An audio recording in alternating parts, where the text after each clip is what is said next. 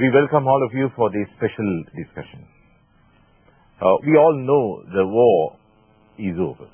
During the military operation over the recent past, Sri Lanka's war against terrorism and the final humanitarian operation to rescue the civilians, the international media was not allowed into the operational areas for security reasons.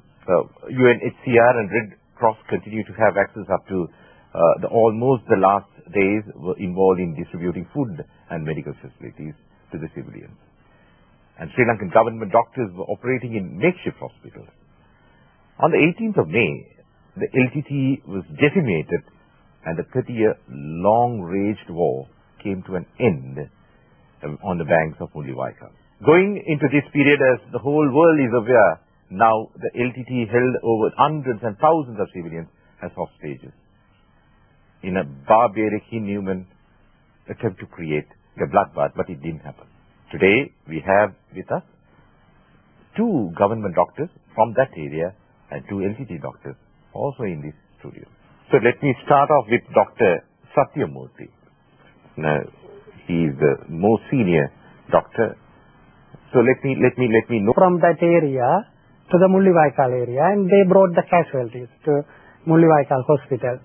Okay. How many casualties you saw? I heard, I did not see directly, but I heard from the authorities roughly 60 casualties brought to that hospital, Mulliwaikal Hospital. 60. Right. But that day, LTTE Voice of Tigers broadcasted as 1,000 deaths and more than 2,000 injuries. But the injuries, I How knew did you only... get to know that? We heard that broadcast. You can listen. And I think they gave the same figure to the international media also. Okay. Now let me repeat the same question. With responsibility as a doctor. Yes. With responsibility. Yes. As a responsible doctor. Right. Now we will. I think we just wanted to recall another incident here.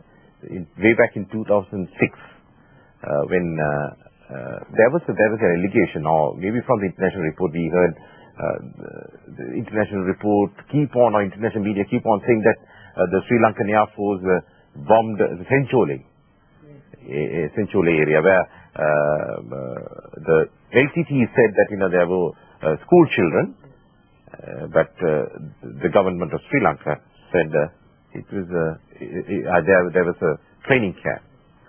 What is your... Actually, what happened there was, Senchole was a girls' children home managed by LTTE. It was situated in the Vallipunam area since 1998 to 2005. Then they moved the children's home to Klinochi in the latter part of 2005. After that, LTTE used that premises, the earlier Senchole premises, that is in Vallipunam near to Pudukkudiyiruppu, as their training camp. And in August 2006, they selected AL students, boys and girls, and they brought the girls to this Senchole camp. It's actually used for a military purpose, but earlier Senchole was there, so they termed it as a Senchole camp. LTTE only termed that, but proper Senchole children's home was in Klinochi. So how did you get to know that? No. You heard from others, or maybe you? No, lot of people know. Functioning in Senchole, and I treat Senchole children also. So they said now they are in Klinochi. What was they selected the AL students to give military training, 2 weeks military training. Okay.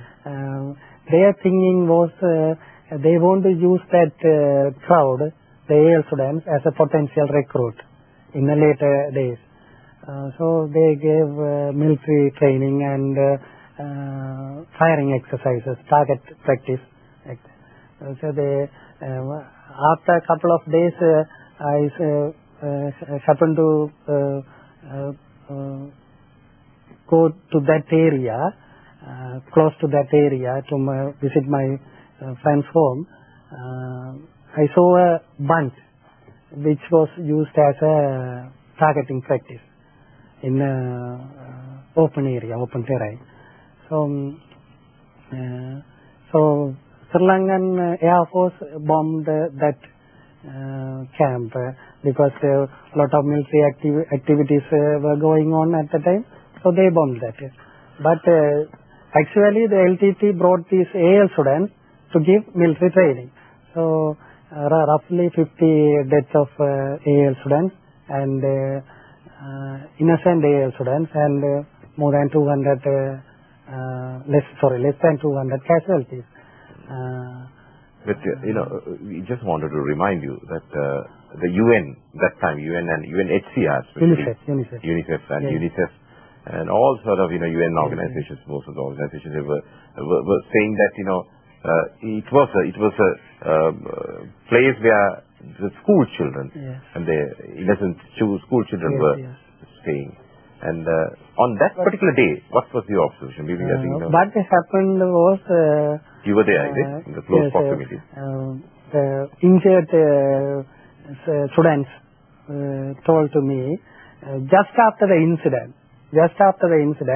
before bringing the casualties to the hospital, some LTTE cadres went there and they started to clear the weapons and the military equipment from that area. How did you get to know that?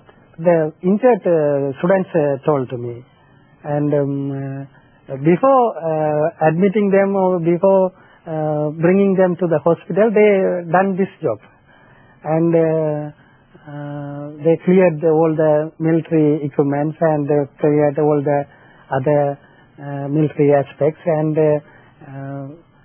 earlier it was used as a children's home. So they brought the UNICEF representative to that area, and she thought it was now also it's a children's home, so she issued a statement. The children's home was bombed, and the LTTE, the authority gave the disaster management training to the AL students. While they were giving the disaster management training to the AL students, is actually bombed by the Air Force. So actually it's a false statement. Now, Dr. Satyamurthy, you've been silent for some time. We didn't ask you any questions. Just tell me your experience. You must be treating a lot of patients. Yes. Which are LTTE cadres and. We treated usually civilians. In between, there are LTTE casualties were coming to the hospital. Usually, their big numbers are going to their places. So whenever they came